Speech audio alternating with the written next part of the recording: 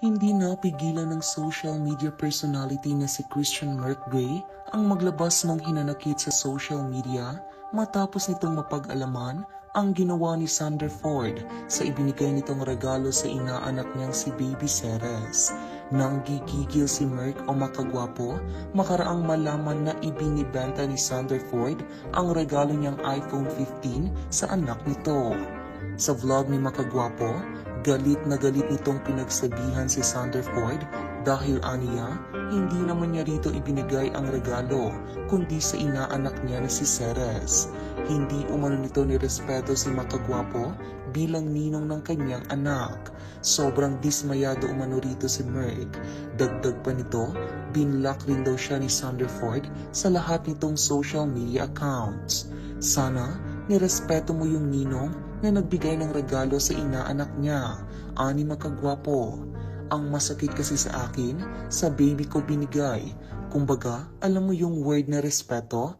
Sobrang disappointed ako sa'yo, tol, at binlock mo pa talaga ako sa lahat. Dagdag pa niya. Matatandaan na nitong Martes ay pinuntahan ni Sander kasama ang anak at asawa nitong sina Baby Ceres at Jana si Makagwapo para mamasko. At naisipan nga raw nitong ibigay sa inaanak ay iPhone 15 upang magamit sa panonood ng mga educational videos anumang oras nito gustuhin at hindi na manghiram pa sa mga magulang nito kung sakali man. Niregaluhan ko ng iPhone 15 kasi usually sa mga bata ngayon, di ba nanonood ng mga Coco Melon? So naisip ko, baka kasi mamaya ginagamit ng bata yung cellphone nilang mag-asawa sa panonood. Kwento ni Makagwapo.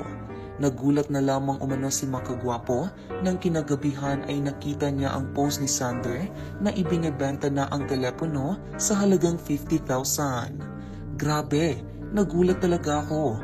Hindi man lang pinatagal, kahit isang linggo. Hindi pa nagiinit sa kamay mo, hindi pa yata napapanooran ng bata, ibinebenta mo na, saad nito. Dagdag pa niya, bago pa umuwi si na Marlo ay nag-volunteer pa siya na bibilhan ng gatas, vitamins at diaper ang bata.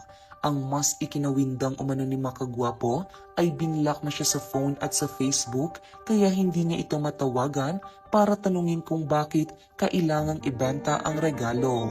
Akala ko nagbago ka na, mensahe niya kay Sander. Naiintindihan kita, tatay din ako, kaya gagawin ko lahat para sa anak ko.